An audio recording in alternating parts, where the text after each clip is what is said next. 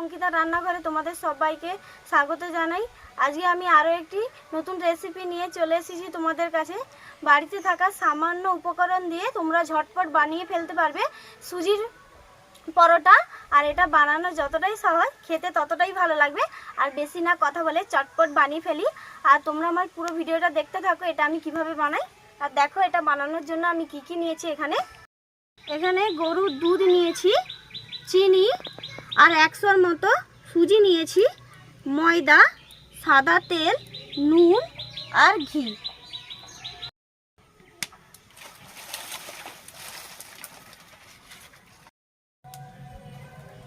উনান ধরানো হয়ে গেছে। এবার কড়ার মধ্যে 1 চামচের মতো,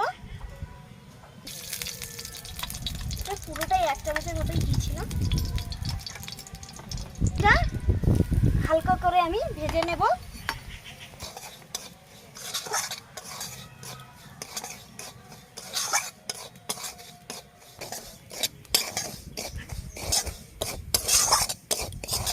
বন্ধুরা, তোমরা এখানে সাদা তেল দিয়েও ভাজতে পারো, আর ঘি দিয়ে ভাজলে এটার গন্ধটা খুব সুন্দর হয় আর পরোটাটা খেতে খুব সুন্দর হয়। বেশি লাল করে ভাজবে না, আমি হালকা করেই ভেজে নেব এটাকে। এবার এই বাটিটাই মাপ করে আমি 4 বাটির মতো দুধ দিয়ে দেবো এর মধ্যে।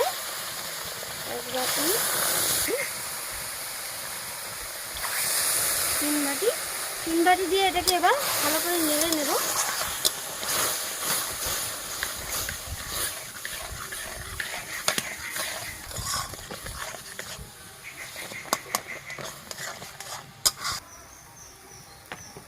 তিন বাটির মতো দুধ দিয়ে দিয়েছিলাম, এবার আরেক বাটি দিয়ে দিচ্ছি। মোট টোটাল 4 বাটি দুধ দিয়েছি আমি এখানে। এটাকে ভালো করে,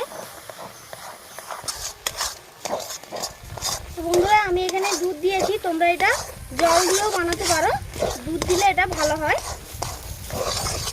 এটাকে এবার একবারে আমি শুকনো শুকনো করে নেব।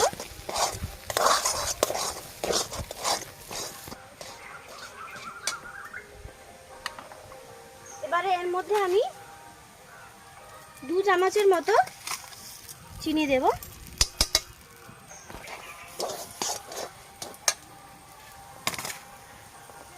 আর পরিমাণ মতো অল্প করে নুন দেব।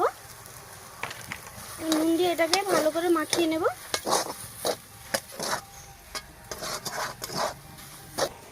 এটা দেখো খুব সুন্দরভাবে শক্ত শক্ত হয়ে গেছে। এবার এটাকে নামিয়ে নেব। এটাকে ঠান্ডা করে নেব। এটা অনেকটাই ঠান্ডা হয়ে গেছে। এবার এর মধ্যে আমি 4 চামচের মতো ময়দা দেব। 3, 4 ভালো করে মাখিয়ে নেব। আর ময়দা যদি আবারও লাগে অল্প করে দেব। প্রথমে আমি 4 চামচ দিয়ে এটাকে ভালো করে মাখিয়ে নেব। নরম লাগছে, আমি আরো 2 চামচের মতো এটাতে ময়দা দিয়ে দেব।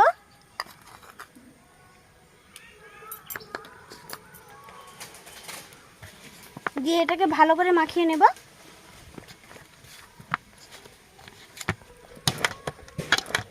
এই যে দেখো একটা ডোর মতো হয়ে গেছে। মোট আমার এখানে 6 চামচের মতো ময়দা দিতেই একটা ডোর মতো হয়ে গেছে। তো বন্ধুরা, তোমাদের যদি আর একটু বেশি লাগে তাহলে তোমরা দিতে পারো। আমার 6 চামচই মোটামুটি ভালোভাবে মাখানো হয়ে গেছে। গোল গোল করে লেচি কেটে নেব।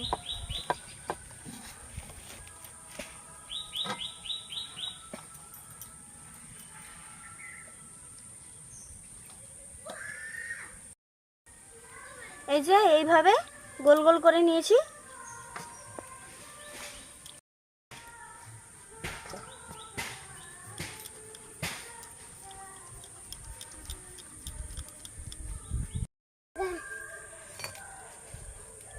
সে তো উপরে জঁটে হনুমানের ভয়ে অংশু, ওই আসের হনুমান। এই 4টির উপরে কিছুটা ময়দা দিয়ে দিয়েছি। এবার এটাকে আমি বেলে নেব।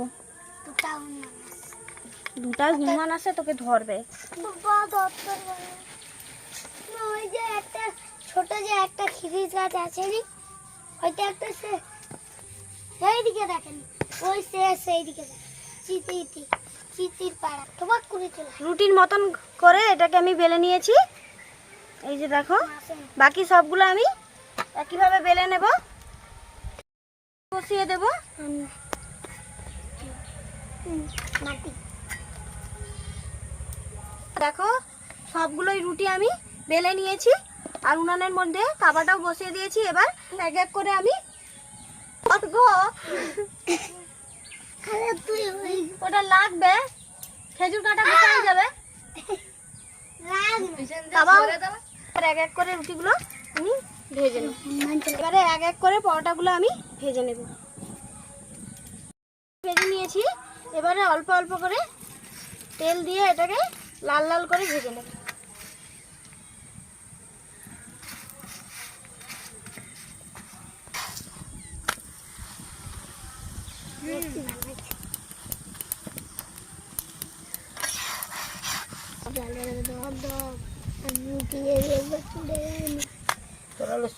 হালকা হালকা লাল করে নিয়েছি, এবার এটাকে নামিয়ে নেব। একটা পরোটা ভাজা হয়ে গেছে, আওয়াজ আসলো। একই রকম ভাবে আমি সব পরোটাগুলো ভেজে নেব।